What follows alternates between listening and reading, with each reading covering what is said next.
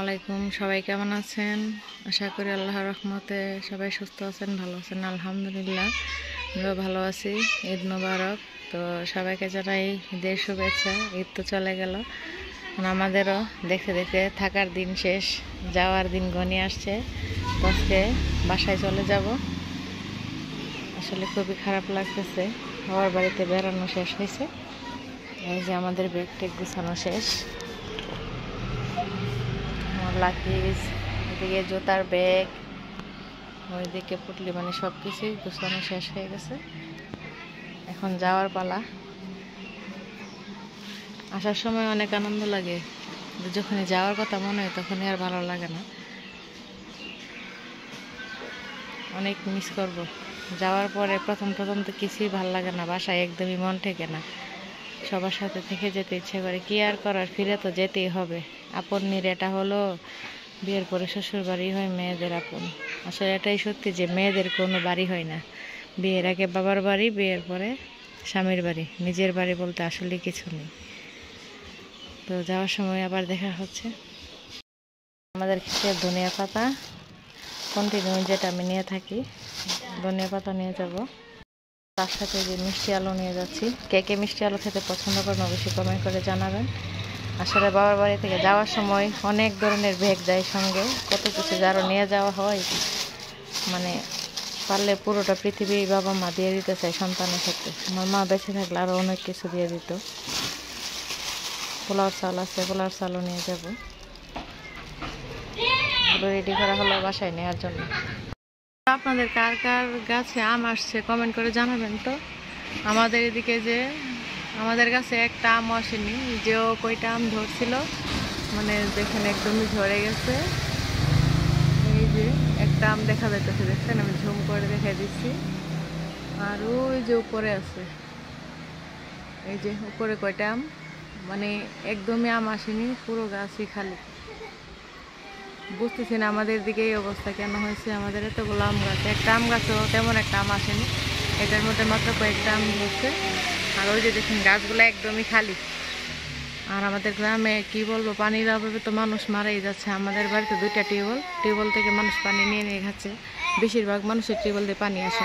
এই যে আমাদের গাছে সব পাতা ধরে গেছে, এখন পাতা ঝরার মৌসুম মনে হয়। একটা গাছেও পাতা নেই, এটা আতা ফল গাছ।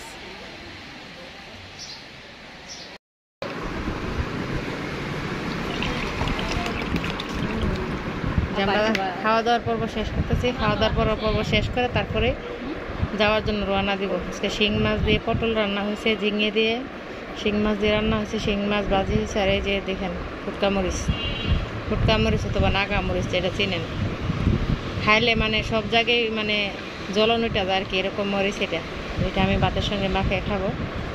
খেয়ে দিয়ে তারপর আমরা 20 মিনিট রেস্ট নিয়ে তারপরে বাসার উদ্দেশ্যে রওনা দিব। আজকের মতো একসাথে খাওয়া দাওয়া শেষ করতেছি না গো মা। এমন পরিমাণে ঝাল, মাইকে খাইছিলাম, অবস্থা খারাপ। কি আমার মতো পাগলের মতো হইবেন, একটু বুঝে শুনে হেন। অনেক ঝাল লাগছে যে বাবারে বাবা, এদের রেখে দিছি, আর খাওয়া সম্ভব না। ওরে বাবারে বাবা, না না আর খাইতাম না, অবস্থা খারাপ। ঠান্ডা পানি খেয়ে জল যেতেছে না। আবার জান আল্লাহ কবে একসাথে না বসে ভাত খাওয়া। আবার বাচ্চা থাকলে যাওয়ার কথা ছিল, এতক্ষণে যাচ্ছি, এখন রাত হয়ে গেছে, রাস্তা নাকি অনেক জ্যাম, সেজন্য রাত্রেবেলা বের হইতেছে।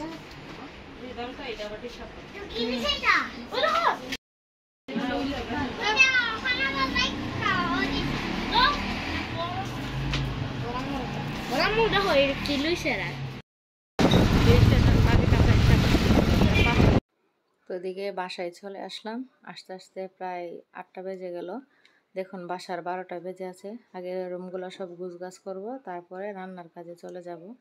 বাসা থেকে চলে গেলে আসলে অনেক কাজ জমে থাকে, কি আর বলবো, সবাই জানেন বাসায় আসলে অনেক কাজ জমা হয়ে থাকে। আগে এগুলা ডিপ ক্লিন করে নেব, ক্লিন করার পরে তারপর রান্নাঘরে যাব রান্না বান্না করার জন্য। যে বাসায় চলে আসলাম, এই তো আধা ঘন্টা হলো বাসায় আসলাম। এদিকে মুরগি নিয়ে আসছিলাম, মুরগিটা ভিজেছি, সে মুরগি শর্টকাট মুরগি রান্না করবো। আর দেখি সাথে কি করতে পারে, এসে ঠান্ডা ঠান্ডা খাইলাম, এই যে গ্লাস ধুয়ে দিলাম। তো আজকের ব্লগটি কেমন লাগলো অবশ্যই কমেন্ট করে জানাবেন। সবাই সুস্থ থাকবেন, ভালো থাকবেন। সে পর্যন্ত এই ব্লগটা বড় করবো না, সুস্থ থাকবেন। আল্লাহ হাফেজ।